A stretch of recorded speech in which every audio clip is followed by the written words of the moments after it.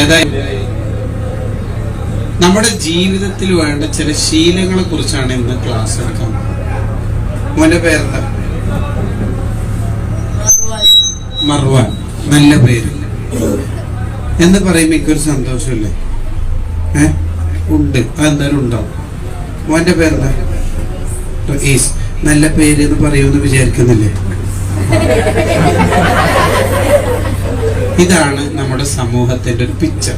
ഇത്രയേ ഉള്ളൂ, ഇതേ ജീവിതമുള്ളൂ. നമ്മളെടുത്തുനിന്ന് പലരും പലതും കിട്ടാൻ ആഗ്രഹിക്കുന്നുണ്ട്. അത് കൊടുക്കുമ്പോൾ നമ്മൾ മനുഷ്യനോ ഇല്ലെങ്കിൽ കണ്ടാമൃഗമാവും. അത്രയേ ഉള്ളൂ. ഞാനിപ്പോ വീട്ടിലേക്ക് കയറി ചെല്ലുമ്പോ എന്റെ മോനെ എന്റെ അടുത്ത് നിന്ന് എന്തോ പ്രതീക്ഷിക്കുന്നുണ്ടാവും, എന്റെ ഭാര്യ ഒരു സലാം പറയൽ പ്രതീക്ഷിക്കുന്നുണ്ടാവും. അത് കൊടുക്കേണ്ടടുത്ത് കൊടുത്തില്ലെങ്കിൽ നമ്മൾ മനുഷ്യനായി, ഇല്ലെങ്കിൽ നമ്മൾ കണ്ടാമൃഗമായി. അതാണ്, അത്രയേ ഉള്ളൂ. വേറെ ഒരു സംഭവം നിങ്ങൾക്ക് ഇതിൽ പഠിക്കാനുണ്ടാവില്ല. നമ്മൾ ഏറ്റവും ഫസ്റ്റ് ഉണ്ടാവേണ്ട ഒരു സാധനം എന്ന് പറഞ്ഞാല് സ്വഭാവം നന്നാവലാണ്. വേറെ കുറെ മെമ്പർഷിപ്പ് കീശയിലുണ്ടായി, അല്ലെങ്കിൽ എല്ലാ മാസികയും വാരികയും നമ്മൾ വായിക്കാൻ തുടങ്ങി. ഇതിനെ കൊണ്ട് കാര്യം കിട്ടും. അക്സറുമായ ദുഖുലുൽ ജന്ന, അധിക പേരും സ്വർഗത്തിലെത്തുന്നത് സ്വഭാവ ശുദ്ധി കൊണ്ടാണെന്ന് ഹബീബ് മുത്ത് റസൂലുള്ളാഹി സ്വല്ലല്ലാഹു അലൈഹി വസല്ലം. അക്സറുമായ ദുഖുലുൽ ജന്ന, അധിക പേരും സ്വർഗത്തിലെത്തുന്നത് സൽസ്വഭാവം കൊണ്ടാണെന്ന് ഹബീബ് മുത്ത് റസൂലുള്ളാഹി സ്വല്ലല്ലാഹു അലൈഹി വസല്ലം. ഈ കൂട്ടത്തില് നല്ല സ്വഭാവമുള്ള ഒരു കൈപൊക്കിയെന്ന് ഞാൻ ഇങ്ങനെ വെറുതെ പറഞ്ഞെന്ന് വിചാരിച്ചോ, നിങ്ങൾക്ക് എല്ലാവർക്കും തോന്നും പൊക്കിയാലോ. പൊക്കാത്ത ആളും തോന്നും എന്റെ സ്വഭാവം ടോപ്പാന്ന്. ഞാൻ പോട്ട് വെച്ചിട്ട് പൊക്കാത്താണ്. ഒരാളും പറയൂല എന്റെ സ്വഭാവം മോശമാണ്. പക്ഷെ അധികം ആള് സ്വർഗത്തിൽ എത്തുന്നത് സൽസ്വഭാവം കൊണ്ടാണെന്ന് പറയുമ്പോ മനസ്സിലായി അധികം ആളി സ്വഭാവം ശരിയാവൂല. കാരണം സ്വർഗത്തിൽ ഒരാൾ പോണെങ്കിൽ 999 ആള് നരകത്തിൽ കിടന്നാലേ സ്വർഗത്തിലേക്ക് ഒരു ടിക്കറ്റ് മുറിയുള്ളൂ. അപ്പൊ നമ്മുടെ സ്വഭാവമാണ് നമ്മൾ നന്നാക്കേണ്ടത്. കുട്ടികൾ മുതൽ വലിയവര് വരെ സ്വഭാവം. ഇപ്പൊ ചില ആൾക്കാരൊക്കെ പറയുന്നൊരു ശൈലി കാണാറുണ്ട്. എന്ത്, ഞാൻ ഉള്ളപോലെ പറയും, ആരും മൊത്തം നോക്കിയിട്ട് പറയും. അതൊന്നും നല്ല കാര്യമൊന്നുമല്ല.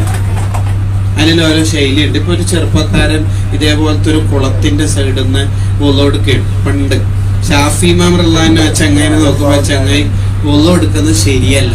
ഷാഫി ഇമാം അടുത്ത് പോയിട്ട് കുത്തിയിരുന്നിട്ട് പറഞ്ഞു, ഐ പുനയ്യ, ഓ കുഞ്ഞി മോനെ, അഹ്സിനിൽ വുളൂഅ, നീ വുളൂ നന്നാക്കു മോനെ, യുഹ്സിനുകല്ലാഹ്, അല്ലാഹ് നിന്നെ നന്നാക്കൂലേ. അയാൾക്ക് ഉപദേശം ആയിപ്പോയി. അടിപൊളിയായിട്ട് വുളൂ എടുത്തോ. ആള് ഷാഫി ഇമാമിന്റെ അടുത്ത് പോയിട്ട് ചോദിച്ചു, എന്നെ ഒന്ന് നന്നാക്കി തരോ. ഉപദേശം നന്നാക്കി. നമ്മളെ നാട്ടിലെ പള്ളിയിൽ ഒരു ചെറിയ മോനെ 9ാം ക്ലാസ് 8ാം ക്ലാസ്സിൽ ഒരുത്താൻ ഒന്നും സ്വഹിയായിട്ടല്ല എടുക്കുന്ന വിചാരിച്ചോ. നമ്മളെങ്ങനെ അവനോട് പെരുമാറില്ലേ? എത്രാം ക്ലാസ്സിലാ? ആരെന്നെ പഠിപ്പിക്കാൻ? ഏതാ മദ്രസ? വെറുതെ ഇങ്ങനെ ഓന് ഒള്ളോടുക്കന്നെ ഇനി വന്നാല് പള്ളിയിൽ വന്നാല് അങ്ങോട്ട് വരില്ല. ഇനി വന്നാൽ തന്നെ ഒള്ളോടുക്കൂല. അപ്പൊ നമ്മളെ കീശയിൽ 2 മെമ്പർഷിപ്പും ഉണ്ടാവും. നമ്മളെ സ്വഭാവം ശരിയാവാണ്ട് പ്രശ്നം. ചില ആൾക്കാര് സ്വഭാവം ശരിയുണ്ടാവില്ല. യഹ്യ ഇബ്നു മുആദ് റാജി റളിയല്ലാഹു അൻഹു പറയുന്നത് ദലീലു സായിലി എന്ന് പറയുന്ന കിതാബിൽ കാണാം. എന്താന്നറിയോ? കുറെ അമലുണ്ടായോണ്ടൊന്നും കാര്യമില്ല, സ്വഭാവം നന്നാവണം എന്ന്. എന്താണ് ഒരാള് സ്വഭാവം നന്നാവെന്ന് പറഞ്ഞാൽ എന്താ? അടിപൊളി ഡ്രസ് ഇടല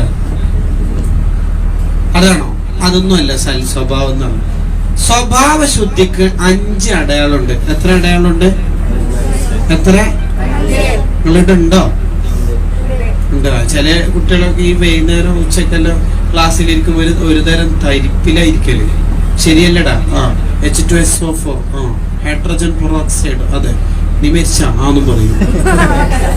അത് എങ്ങനെയാന്ന് പറയാം. അങ്ങനെ ഒരു കെമിസ്ട്രി ക്ലാസ്സിലിരിക്കുന്ന പ്രതീതിയിൽ ഇരിക്കരുത്. കുറച്ചുകൂടി ശ്രദ്ധയോടെ ഇരിക്കണം എന്ന് ആമുഖമായി ഓർമ്മപ്പെടുത്തണം.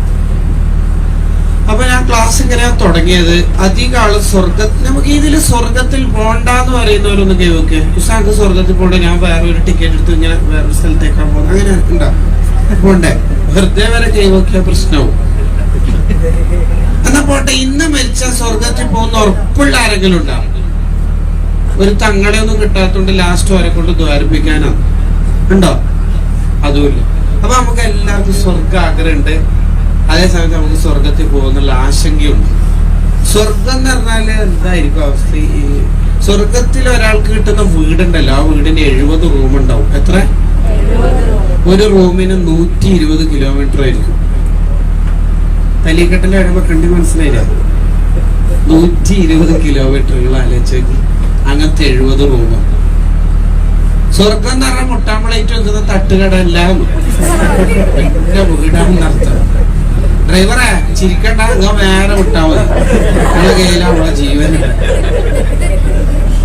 അവൻ ആ പറഞ്ഞതിന്റെ ഒരു താല്പര്യത്തിലേ ഉള്ളൂ, സ്വർഗം നമുക്ക് കിട്ടണം, അള്ളാഹു തെരുമാറാവട്ടെ. അതിന് ഏറ്റവും നല്ല വഴി സ്വഭാവം നന്നാക്കലാണ്. അത് ഒറ്റയടിക്ക് നന്നാക്കാന്ന് കഴിയില്ല. ഇന്ന് വേണമെങ്കിൽ ഇപ്പൊ ഒരാൾ സ്റ്റാറ്റസ് ഇടുമ്പോണെങ്കിൽ എന്റെ സ്വഭാവം നന്നായി, ഇതാണ് പുതിയ കാലത്ത് ഒരു ട്രെൻഡ്. അങ്ങനെയൊന്നും അങ്ങനെയൊന്നും സാധിക്കൂല. എങ്ങനെയാണ് ഒരു സ്വഭാവം നന്നായി കിട്ടുക? എന്താണ് അങ്ങനെ പറയുന്നതിന്റെ താല്പര്യം എന്ന് നമ്മൾ ശരിക്കും പഠിക്കണം. സൽസ്വഭാവത്തിന് എത്ര അടയാളുണ്ടെന്ന് പറഞ്ഞാൽ എത്ര? 5.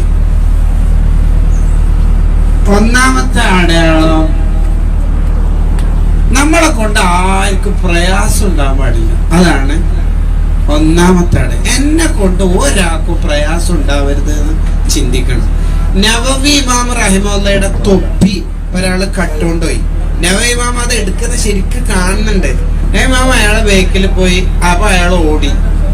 നവീമാമ സ്പീഡ് കൂട്ടി, അയാളും സ്പീഡ് കൂട്ടി. അപ്പൊ നവീമാമ നല്ലോണം സ്പീഡ് കൂട്ടിയിട്ട് വിളിച്ചവരുടെ മോനെ അത് എനിക്ക് വേണ്ട, ആ തൊപ്പി എനിക്ക് വേണ്ട.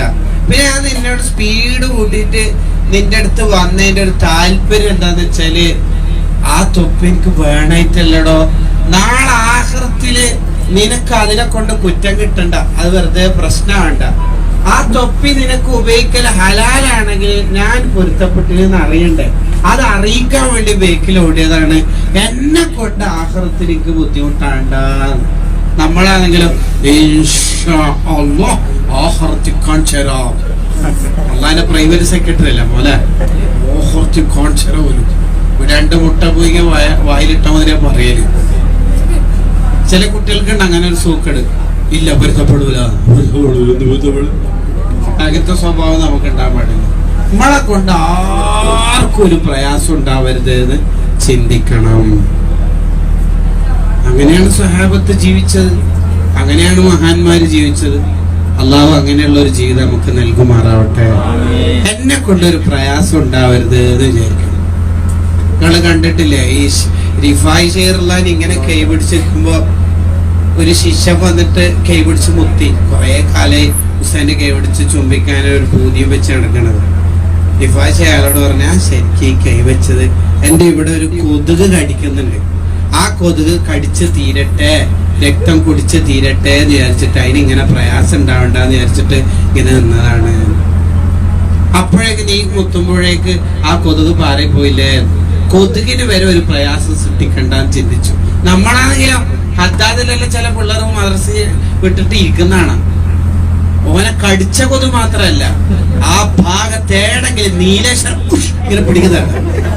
അതുപോലെ ഇലക്ട്രിക് ബാറ്റും ഉപയോഗിക്കാൻ മസല പുജേരിമ 5ാം വെള്ളത്തിലുണ്ട്. ഇവിടെ ഫിക്ക് ക്ലാസ് അല്ലല്ലോ. ഇതാണ് നമ്മുടെ ഒരു കാര്യം.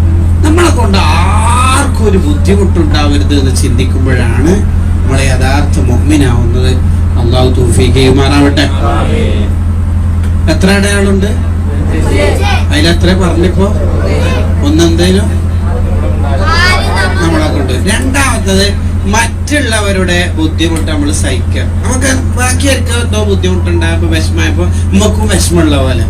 ഉദാഹരണത്തിന് ദീർഘദൂര സിയാറത്തോ ടൂറോ ഇങ്ങനെ ബോട്ട് യാത്രയോ ഇങ്ങനെ പോകുമ്പോ ഒരു കുട്ടി ഛർദിച്ച്, അപ്പൊ ആ സമയത്ത് നമ്മക്കും ഛർദിയുള്ള പോലെ മോനെ എന്തെങ്കിലും ആയ നല്ല ക്ഷീണമായിട്ടാ, നീ എന്തെങ്കിലും കഴിച്ചിനോ, നാസ്ത എന്താ കഴിച്ച്, അങ്ങനെയാണ് നമ്മൾ അവിടെ സമീപിക്കുക. അന്നേരെ പറഞ്ഞ മോനെ വരണ്ട വരണ്ട വരണ്ട വരണ്ട വരണ്ട, എന്റെ കാലാഖന്റെ കളിയാണ്, ഓൻ വീണ്ടും ഛർദിക്കാനാ തോന്നുന്നത്. അങ്ങനെയല്ല നമ്മൾ, അങ്ങനെയല്ലല്ലോ ശരിക്ക്. ഈ കാക്കനെല്ലാം കാണുന്നില്ല, കാക്കയില്ലേ, കാക്ക നിങ്ങൾ ഈ കാസർഗോഡ് പറയുന്ന കാക്കയല്ല പറയണത്, ശരിക്കും ആ പക്ഷിയായ കാക്കയില്ലേ, ആ കാക്ക ഒന്ന് ഇലക്ട്രിക് കമ്പിയായിട്ട് ഇങ്ങനെ ജസ്റ്റ് ഒന്ന് തട്ടിയിട്ട് താഴെ വീണെങ്കിൽ ബാക്കി കാക്കമാരെന്താ ചെയ്യല്? അതിന്റെ അർത്ഥം എന്താ? എണീക്കടെ ചെറിയ പരിക്കലുള്ളൂ, വാ വാ വരി, അങ്ങനെ കൊത്തി കൊണ്ടുപോയിട്ട് ഒന്നിച്ച് പറക്കും. അല്ലാണ്ട് ആന്തരം പറല മോനെ പോണ്ട പോണ്ട പോണ്ട അങ്ങനല്ല പറയാ. നമ്മളാണ് ഒരു സെൽഫി എടുക്കുക ആ സമയത്ത്. നിങ്ങൾ ഈ പക്ഷികളെല്ലാം കാണുന്നുണ്ട്, സായാഹ്ന വൈകുന്നേര സമയത്ത് അവര് പറക്കുമ്പോ വി മോഡലിലാ പറക്കുക അല്ലെ? എന്താ ഈ വി മോഡലിൽ പറക്കുന്നതിന് താല്പര്യം എന്ന് പറഞ്ഞാല് കൊറേ മേലെ എത്തിക്കഴിഞ്ഞാല്, എന്താ ആരോ ഉത്തരം പറഞ്ഞ ഇംഗ്ലീഷ് മീഡിയത്തിൽ വി വരെ പഠിച്ചിട്ടുന്നാ എന്നല്ല, മേലെ എത്തിക്കഴിഞ്ഞാല് ചില പക്ഷികൾക്ക് ചിറകിന് അവശത അനുഭവിക്കും, തളരും, അവർക്ക് വല്ലാതെ വീശാൻ പറ്റൂല. ആ സമയത്ത് അവർ ഈ വീന്റെ കണക്ഷൻ സ്ഥലത്തേക്ക് ഒരേ ഷിഫ്റ്റ് ചെയ്യും. എന്നിട്ട് അപ്പുറത്തും ഇപ്പുറത്തുള്ള പക്ഷികള് ഭയങ്കരമായിട്ട് ചിറകടിച്ചിട്ട് അവർക്ക് ശക്തി പകരും, പ്രയാസപ്പെടണ്ടെന്ന് വിചാരിച്ചിട്ട്. നിങ്ങൾ ആലോചിച്ച് നോക്കിയേ, ഡൽഹിയില് ഈ മറ്റേ പാരാ ഒളിമ്പിക്സ് നടക്കുമ്പോ നമ്മുടെ എന്ന് പറഞ്ഞാല് ഈ കാലിനും കൈക്കൊന്നും ശക്തിയില്ലാത്ത അല്ലെങ്കിൽ മുടന്തുള്ള കാലോ കൈയോ ഒക്കെ സ്റ്റിക്ക് വെച്ചിട്ട് നടക്കുന്ന, വടി വെച്ചിട്ട് നടക്കുന്നവരുടെ ഓട്ടം മത്സരം നടന്നു. 16 രാജ്യത്ത് നിന്ന് പങ്കെടുത്തപ്പോ 100 മീറ്റർ, 1500 മീറ്റർ ഒന്നും നടക്കൂല, 100 മീറ്റർ ഓട്ട മത്സരത്തില് കാണികൾ നിറയെ ഉണ്ട്. കുറെ ആളിങ്ങനെ വടി ഇങ്ങനെ ഈ ഷോൾഡറിൽ അല്ലെങ്കിൽ ഇങ്ങനെ കുത്തിപ്പിടിച്ചിട്ടാണ് ഓടുന്നത്. അവർക്ക് കാലൊന്നുമില്ല, ചിലപ്പോ ഈ മറ്റേ ഇലക്ട്രിക് അല്ലെങ്കിൽ പ്ലാസ്റ്റിക്കിന്റെ ഒക്കെ കാലായിരിക്കും. അങ്ങനെ കുത്തി കുത്തി കുത്തി ഇങ്ങനെ പോകുന്ന സമയത്തെ പെട്ടെന്ന് ഓടുന്നതിനിടയിൽ ഒരു പെൺകുട്ടി താഴേക്ക് വീണു. ആ കുട്ടിന്റെ കാലിളകിയിട്ട് വേദന കൊണ്ട് പൊളയുമ്പോ നോർവേ രാജ്യത്തുള്ള ഒരു കുട്ടി ഒന്നാമത് ഫിനിഷിംഗ് പോയിന്റിൽ എത്താൻ ആ കുട്ടി ബാക്കോട്ടേക്ക് ഓടി. ഫിനിഷിംഗ് മറികടക്കാടെ 1ാം സ്ഥാനത്ത് എത്തേണ്ടത് ഒഴിവാക്കിയിട്ട് ബാക്കോട്ടേക്ക് ഓടി. സെക്കൻഡുള്ള കുട്ടിയും ബാക്കോട്ട് ഓടി, ഫിനിഷിംഗ് ആവാതെ. തേർഡ് ഓടി. 15 കുട്ടികൾ ഓടിയിട്ട് ഈ മോളെടുത്തിട്ട് ഷോൾഡറിൽ വെച്ചിട്ട് 16 ആൾ ഒന്നിച്ച് ജയിച്ചപ്പോ ആ ഗാലറിയിൽ എല്ലാവരും കരഞ്ഞു പോയി. അതാണ് സ്വഭാവം എന്ന് പറയുന്നത്. ഈനാണ് മനുഷ്യനാവുക എന്ന് പറയുന്നതിന്റെ താല്പര്യം. ഇതാണ് നമ്മൾ ആവേണ്ടത്. സെൽഫി ഭ്രാന്തന്മാരാവരുത്. അതല്ല നമ്മൾ ചെയ്യേണ്ട ഒരു കാര്യം. എല്ലാ എക്സിബിഷനിസം കാലാണിപ്പോ. ഇബാദത്ത് പോലും സെൽഫി എടുക്കുന്ന കാലം ഇപ്പൊ. ഇബാദത്ത് പോലും ഞാൻ ബുർദ മജ്‌ലിസിൽ അജ്മീറിൽ പോകുമ്പോ കാണുന്നില്ലേ, I am going to Ajmer. എനിക്കൊന്നും 2030 ആവുമ്പോക്ക് നിസ്കാരം വരെ വരും. ഐ ആം പെർഫോമിംഗ് അസർ നമസ് വിത്ത് ജമാഅ വരൂ. ഓറപ്പ് നിങ്ങൾ എഴുതി വെച്ചോ, വന്നിരിക്കും. ബുർദ എന്ന് പറഞ്ഞ ഇബാദത്തല്ല, അതിന് സെൽഫി എടുക്കണ്ട്. അജ്മീർ ടൂറല്ലല്ല, ഇബാദത്തല്ലേ, അതിന് സെൽഫി എടുക്കേണ്ട ആവശ്യം എടുക്കും. കാരണം ചെയ്യുന്നത് ഏതായാലും ഇബാദത്ത് ചെയ്യുന്നുണ്ടല്ലോ. ഇബ്ലീസ് പൊളിക്കും. ഇബ്ലീസ് ഏതാ സാധനം? അഖില ലോക പ്രതിപക്ഷ നേതാവല്ല, മൂപ്പരെല്ലാ ഇബാദത്തും പൊളിക്കും. ഒരിക്കൽ മുആവിയ റളിയല്ലാഹു അൻഹു, നമ്മളെ നാട്ടിലെ സഹാബാക്കളെ പേര് പറയുമ്പോൾ റളിയല്ലാഹു അൻഹു ചെല്ലല്ലോ അറിയില്ല. സയ്യിദന മുആവിയ റളിയല്ലാഹു അൻഹു ഒരിക്കൽ സുബഹി വാങ്ങി കൊടുത്തിട്ട് ഉറങ്ങിപ്പോയി. അപ്പൊ ഉറങ്ങിപ്പോയപ്പോ മുആവിയ റളിയല്ലാഹു അൻഹുവിനെ ഇബ്ലീസ് വന്നിട്ട് വിളിച്ചു. വാങ്ങൊടുത്തു. അപ്പൊ മുആവിയ റളിയല്ലാഹു അൻഹു ഇബ്ലീസിനോട് ചോദിച്ചു, ശരിക്ക് നീ ഇബ്ലീസ് അല്ലേ? അത് എന്റെ നിസ്കാരം കളാവാനല്ല നോക്കേണ്ടത്. അതെ, പിന്നെ ഞാൻ ഇപ്പൊ വിളിച്ചുണർത്തിയത്? അത് പണ്ട് നിങ്ങൾ ഇതേപോലെ ഉറങ്ങിയിട്ട് ജമാഅത്ത് നഷ്ടപ്പെട്ടപ്പോ നിങ്ങൾ പൊട്ടി കരഞ്ഞിട്ട് ദ്വാരുന്നല്ലോ ജമാഅത്ത് വിസായി പോയിട്ട്. ആ കരച്ചിന്റെ ഊക്ക് കാരണം അള്ളാഹുവിന് നിങ്ങളോട് ഖേദായി. അള്ളാഹു എന്താ ചെയ്തെന്ന് വെച്ചാൽ കുറെ നിസ്കാരത്തിന്റെ കൂലി നിങ്ങൾക്ക് തന്നു. അതേപോലെ ഇന്ന് കരഞ്ഞെങ്കിൽ കയ്യൂല മോനെ, കുറെ നിസ്കാരം നിസ്കരിച്ചിട്ട് പോകാം. അതാണ് ഓറെങ്ങനല്ല നമ്മളെ പറ്റിക്കും. ഇപ്പൊ പരിപാടിയെല്ലാം കഴിഞ്ഞിട്ട് തളർന്ന് വീട്ടിലെത്തിയാല് നമുക്ക് ഇബ്ലീസ് തോന്നിപ്പിച്ചൊരു ഉറക്ക് വാലിബായാൽ ഉറക്ക് കുറച്ചുണ്ടെങ്കിൽ ഉറങ്ങിയിട്ട് നിസ്കരിച്ചാൽ മതി എന്നാണല്ലോ മസ്അല. അത് നമ്മളെ ഉറക്ക് നിസ്കാരം കളാക്കാനുള്ള ട്രിക്കാ. ഇബ്ലീസിന്റെ പേര് കേൾക്കുമ്പോ എപ്പോഴും അനത്തുല്ലാഹി അലൈഹി ചെല്ലുന്ന ഒരാള് ഒരു മരച്ചുവട്ടിൽ ഉറങ്ങുമ്പോ ആ മരം ഇങ്ങനെ വീണ് ലാസ്റ്റ് ഇയാളുടെ മേത്ത് എത്താനാവുമ്പോ ഇബ്ലീസ് ഓടി വന്നിട്ട് പിടിച്ച് ഉത്തരവാദിത്തം പോകുന്നില്ല, എണീച്ച് പോടാണെന്ന് പറഞ്ഞു. അപ്പൊ അയാള് വെച്ച് നിങ്ങളാരാ? ഇബ്ലീസ്. അപ്പൊ അയാള് ലഅനത്തുല്ലാഹിയും ചൊല്ലി. അപ്പൊ ഇയാൾക്കൊരു ഡൗട്ട്, ഞാൻ എപ്പോ നിനക്കെതിരെ ദ്വാരക്കുന്ന ആളല്ലേ, ശാപപ്രാർത്ഥന. അതെ, പിന്നെ എന്നിട്ട് എന്നെ രക്ഷപ്പെടുത്തിയത് മരിച്ചു വിട്ടുന്നു. അപ്പൊ ഇബ്ലീസ് എന്താ പറഞ്ഞറിയോ, ഒരു ഡൗട്ട് എന്താ പറഞ്ഞറിയോ, ഈ മരാറ്റം വീട്ട് നീ മരിച്ചിനെങ്കിൽ മോനെ എനിക്ക് ഷഹീദിന്റെ കൂലി കിട്ടും, അത് നമുക്ക് സഹിക്കൂല മോനെ, അതാ പോലെ മരിച്ചാൽ മതി. ഇതാണ് മിസ്റ്റർ ഇബ്ലീസ്. എന്തെല്ലാം തരത്തിൽ പറ്റിക്കാൻ കഴിയും, പറ്റിക്കും എന്ന് പറഞ്ഞാൽ പറ്റിക്കും. അതിന്റെ ഒരു പുതിയ വേർഷനാണ് ഈ സ്റ്റാറ്റസ് എന്ന് പറയുന്നത്. എന്ത് ഇബാത്ത് ചെയ്യുമ്പോ സ്റ്റാറ്റസ്, എന്ത് ചെയ്യുമ്പോ മഹാന്മാരൊക്കെ എന്താണ് അവര് ഇപ്പോ ആമിർ ബിൻ ഖൈസറിന്റെ ഒക്കെ ചരിത്രത്തിൽ കാണാം. അവര് ഖുർആൻ ഓതുമ്പോ ആരെങ്കിലൊക്കെ വന്നാൽ ഖുർആന് പുതപ്പിന്റെ ഉള്ളിൽ മടക്കി വെക്കും, അത്രേ, ഖുർആൻ കാണാതിരിക്കാൻ മടക്കി വെക്കും. നമ്മള് ഖുർആൻ ഓതുമ്പോ വിരലെല്ലാം ഇടക്കിട്ട്, കഴിഞ്ഞത് ലോക്ക്ഡൌൺ ആയതുകൊണ്ട് 4 ഹത്ത് തീർക്കാൻ പറ്റിയിട്ടുണ്ട്, പക്ഷെ 2.5 ആയിട്ടുള്ളൂ, 6 അടിയും വെള്ളത്തിൽ പോയി. നമുക്ക് പറയാതെ സമാധാനാവൂല. ഇതാണ് അതിന്റെ ഒരു പുതിയ വേർഷൻ ഈ സ്റ്റാറ്റസ്. നമുക്ക് ഒരു സംസ്കാരമല്ല. അപ്പൊ എന്റെ വിഷയം അതല്ല, ഞാൻ അതിലേക്ക് പോകണില്ല. മറ്റുള്ളവരുടെ വിഷമം നമ്മൾ സഹിക്കണം എന്നാണ് പറഞ്ഞതിന്റെ. നേരത്തെ ഒരു ഒളിമ്പിക്സിന്റെ കഥയൊക്കെ പറഞ്ഞതിന്റെ താല്പര്യം അതാണ് നമുക്ക് വേണ്ടത്, കുട്ടികൾക്ക് പ്രത്യേകിച്ചു. മറ്റുള്ളവരുടെ ഇപ്പൊ ഒരു ബസ് ഇങ്ങനെ പോകുന്ന സമയത്ത് പെട്ടെന്ന് നമ്മുടെ യൂണിഫോമിന് വെള്ള ഡ്രസ്സിന് ചെടി തെറിപ്പിച്ച് മഴക്കാലത്ത് ഇങ്ങോട്ട് നമ്മൾ ഇവിടെ നോക്കിയിട്ട് പിന്നെ ആ ബസ് നോക്കിയിട്ട് പറയുന്ന വാക്ക് പ്രധാനാണ്, ഇസ്ലാമില് പ്രധാനം. അറിഞ്ഞുകൊണ്ട് ഏതായാലും തെറിപ്പിച്ചതായിരിക്കൂല എന്ന് വിചാരിക്കാറുണ്ട്. അല്ലാതെ ഈ ബസ് കാനങ്ങാടത്തത് ആക്സിഡന്റ് ആയിപ്പോട്ടേനു ഒരു 3-4 സ്ഥലത്തോട് ചൊല്ലിക്കും, എന്തായാലും ഈ ജാപത്തുണ്ടാവും. എന്തൊരു കഥ. ഇതൊന്നും നമ്മളെ ഭാഗത്ത് നിന്നുണ്ടാവും. നമ്മളും അനുജനും അല്ലെങ്കിൽ നമ്മളും ഭാര്യ, നമ്മളും വേറെ ആരെങ്കിലും വീട്ടിൽ റൂമിൽ ഉറങ്ങുമ്പോ അടുത്തുള്ള ആള് ഭാര്യ അല്ലെങ്കിൽ കുട്ടികളെ അനുജനെ പറഞ്ഞ് ഒന്ന് ഫാൻ ഓഫ് ആക്കാൻ, ഭയങ്കര കഫ് കെട്ട് എന്ന് പറഞ്ഞാല് നമുക്ക് അന്ന് കഫ് കെട്ട് ഉണ്ടാവണം. അതല്ല, എന്തോ ഒരു തണുപ്പില്ലേ, മറ്റു ഫാൻ ഓഫ് ആക്കുക. അതാണ് ഇസ്ലാമിൽ നമ്മളെ പഠിപ്പിക്കുന്നത് കേട്ടാ. അവിടെയാണ്, അല്ലാതെ അപ്പുറത്തെ റൂമിൽ പോയിട്ട് ഉറങ്ങിക്കോ, അങ്ങനെയല്ല നമ്മൾ ചെയ്യേണ്ടത്. അതല്ല നമ്മുടെ ഇസ്ലാം നമ്മളെ പഠിപ്പിക്കും. നമുക്ക് ഉണ്ടാവരുത്. അള്ളാഹു നമ്മളെ നന്നാക്കട്ടെ. സൽസ്വഭാവം കൊണ്ടേ സ്വർഗത്തേക്കേ ഉള്ളൂ, ചൂടൻ സ്വഭാവം കൊണ്ടൊന്നും സ്വർഗത്തിൽ പോകില്ല. ചില ആളുണ്ടാവും പള്ളിയിലല്ല അതിന് അടിക്കാനായിട്ട്. ഇതിന് ചില കുട്ടികളുണ്ടാവല്ലോ.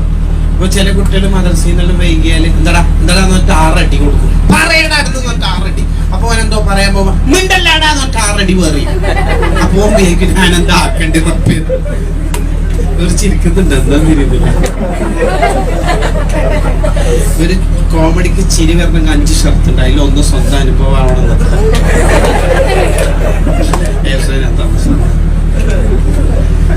സൽസ്വഭാവത്തിന് എത്ര അടയാളുണ്ട്? എത്ര അടയാളം? അതിലെത്ര ഇപ്പൊ പറഞ്ഞ? ഒന്നെന്തേലും ആരെയും ബുദ്ധിമുട്ടിക്കരുത്. 2 മറ്റുള്ളവരുടെ വിഷമം കൂടി നമ്മൾ സഹിക്കണം എന്ന് പറഞ്ഞാൽ അന്ന് നമുക്ക് ആ വിഷമം ഉണ്ടാണ്. ഉമ്മാക്ക് ഭയങ്കര തലവേദന, ഉച്ചക്കത്തെ കറി തന്നെ മോനെ നീ ഇന്ന് രാത്രി തിന്നു, കുഴപ്പമില്ല മൈനെന്താ ഉമ്മത് അങ്ങനെയല്ലേ ചോദിക്കേണ്ട ആവശ്യം, എല്ലാ ദിവസവും ഉമ്മേനല്ലേ എനിക്ക് ആക്കി തരുത്ത്. അപ്പോഴാണ് നമ്മുടെ സൽസ്വഭാവം ഉണ്ടാകുന്നത്. 3 ആരെടുത്തൊന്നും ഒന്നും കിട്ടാൻ വേണ്ടി ആഗ്രഹിക്കരുത്. ആഗ്രഹിക്കരുത്. നിങ്ങൾ കുട്ടികളോട് ചോദ്യം ഉണ്ടോ? ഇല്ല. നിങ്ങൾ സുഹൃത്തുക്കളോട് പറയില്ല നാളെ എന്റെ ബർത്ത്ഡേ ആണ്, അതിന്റെ അർത്ഥം എന്താ? ദീർഘായുസ് ലഭിച്ചോ എന്നല്ലല്ലോ, എന്തെങ്കിലും കൊണ്ടുവരണേന്നല്ലേ? നിങ്ങളെന്താ പറഞ്ഞ നേരത്തെ?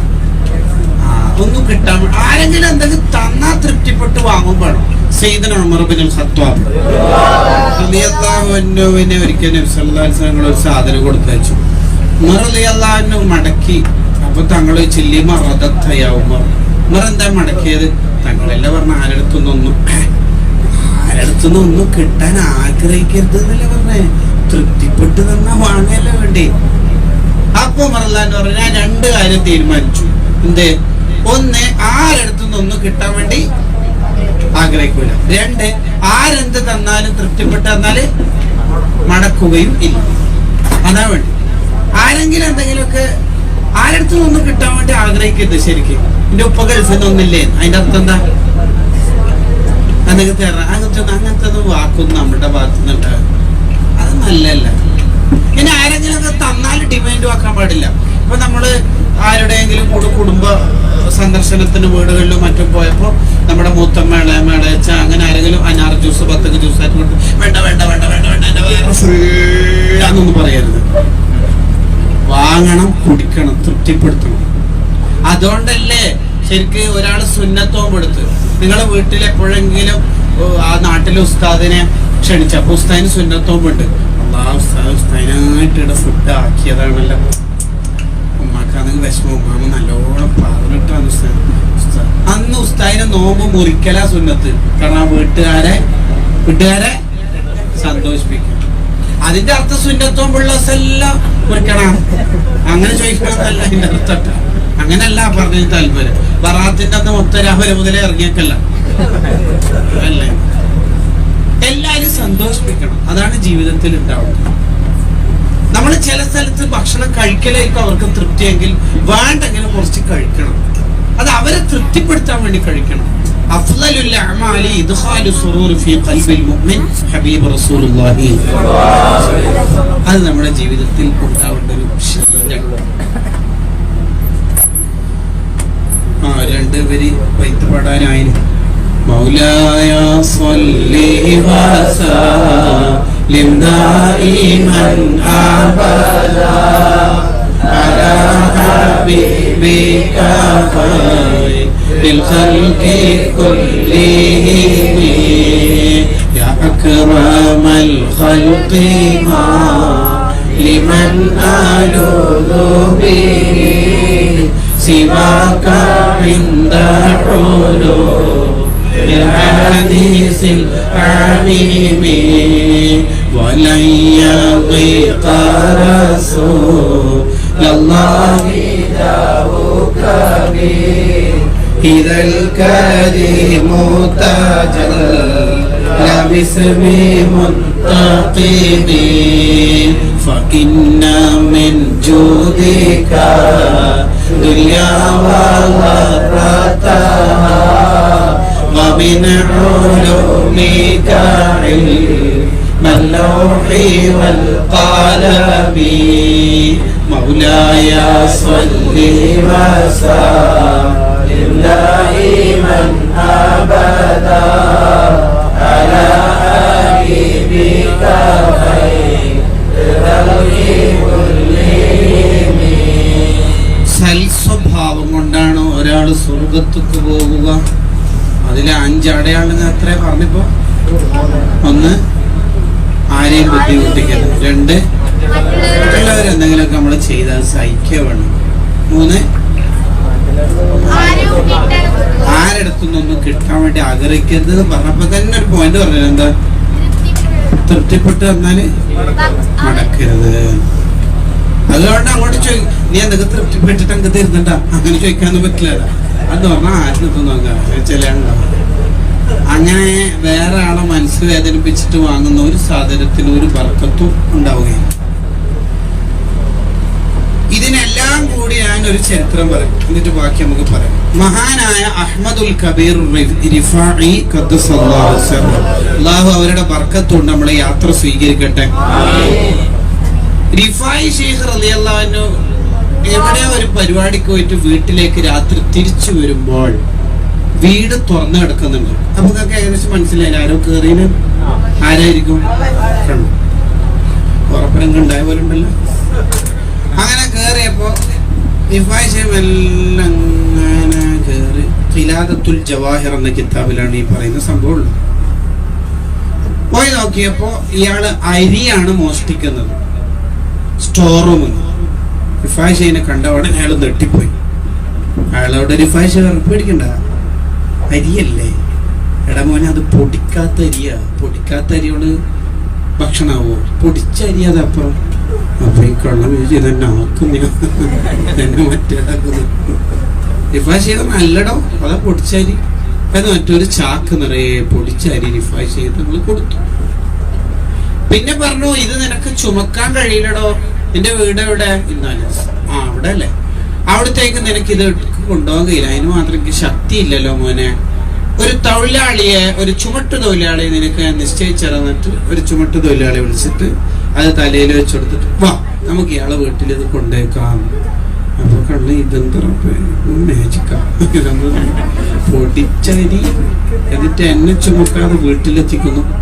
വീട്ടിലെത്തി റിഫായി ശൈഖും ഈ കള്ളനും ഈ ഖാദിമും അഥവാ ചുമട്ട് തൊഴിലാളിയും കൂടി വീട്ടിലെത്തിയിട്ട് വീട്ടിൽ ഈ അരി വെച്ചിട്ട് റിഫായി ശൈഖ് പറഞ്ഞു ഇനി നമ്മള് പോവാ, പിന്നെ പൊരുത്തപ്പെടണേന്ന്. അപ്പൊ റിഫായി ശൈഖ് റളിയല്ലാഹുവിനോട് ഈ കള്ളൻ ചോദിച്ചു നിങ്ങളെന്താ ഈ പൊരുത്തപ്പെടണേന്ന് പറയുന്നതിന്റെ അർത്ഥം? ശരിക്കും ഞാനല്ലേ നിങ്ങളോട് പൊരുത്തപ്പെടിക്കേണ്ടത്? ഞാനല്ലേ നിങ്ങളെ വീട്ടിൽ നിന്ന് അരിയും മറ്റൊക്കെ എടുക്കാൻ ശ്രമിച്ചപ്പോ നിങ്ങളല്ലേ എനിക്ക് എല്ലാ ഒത്താശയും ചെയ്തു തന്നത്? എന്തിനാണ് നിങ്ങൾ പൊരുത്തപ്പെടുന്നതെന്ന് പറയണത്? റിഫായി ശൈഖ് റളിയല്ലാഹു അൻഹു അവരോട് പറഞ്ഞു, ഞാൻ വീട്ടിലേക്ക് കയറി വരുമ്പോ നിങ്ങൾ പെട്ടെന്ന് എന്നെ കണ്ട സമയത്ത് നെട്ടിപ്പോയിട്ടില്ലേ? ആ നെട്ടിപ്പോയത് അള്ളാഹിന്റെ അടുത്ത് ആഖിറത്തിൽ പറഞ്ഞിട്ട് എന്നെ പ്രതിക്കൂട്ടിലാക്കരുത്, പൊരുത്തപ്പെടണേ. ആ കള്ളന് ഒരുപാട് നേരം കരഞ്ഞു. വൈശേഖവും കൂടെ വന്ന തൊഴിലാളിയും പോയി. അയാൾ വീട്ടിലിരുന്ന് ചിന്തിച്ച് എന്ത് നല്ലൊരു മനുഷ്യന്റെ വീട്ടിലാണ് ഞാനിങ്ങനെ മോഷണത്തിന് പോയതെന്ന് ചിന്തിച്ച് അയാൾ തിരിച്ചു വന്ന് റിഫായി ശൈഖിന്റെ വീട്ടിലേക്ക് തന്നെ. എന്നിട്ട് കൈ പിടിച്ച്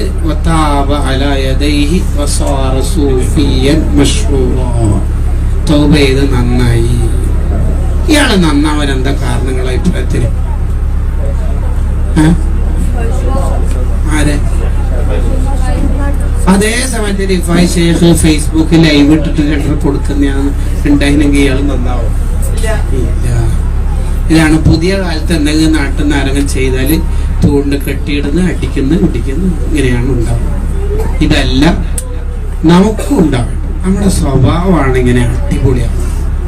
നമ്മള് വീട്ടിലേക്കെല്ലാം പോയിട്ട് ഇങ്ങനെ ഒരു ഫോൺ ഉദാഹരണത്തിന് ഇങ്ങനെ ഏട്ടൻ ഇങ്ങനെ ഫോൺ എടുത്ത സമയത്ത് അനുജൻ അടുത്തേക്ക് വന്നാല് എന്താ ഇവിടെ ഇവിടെ ഇവിടെ ഇവിടെ ഇവിടെ ഇവിടെ ഇങ്ങനെയല്ല ആവേണ്ടത്. എല്ലാരും കൂട്ടിപ്പിടിക്കുന്ന സ്വഭാവമാണ് നമുക്ക് ഉണ്ടാവേണ്ടത്. വീട്ടിൽ കയറുമ്പോ തന്നെ നിങ്ങളോട് ഞാൻ വെറുതെ ചോദിക്കാം, ഈ കൂട്ടത്തില് ഉമ്മ അല്ലെങ്കിൽ ഉപ്പ വീട്ടുകാരോട് കൈ പിടിച്ച് സലാം പറയുന്നവരൊന്ന് കൈ പൊക്കിയോ?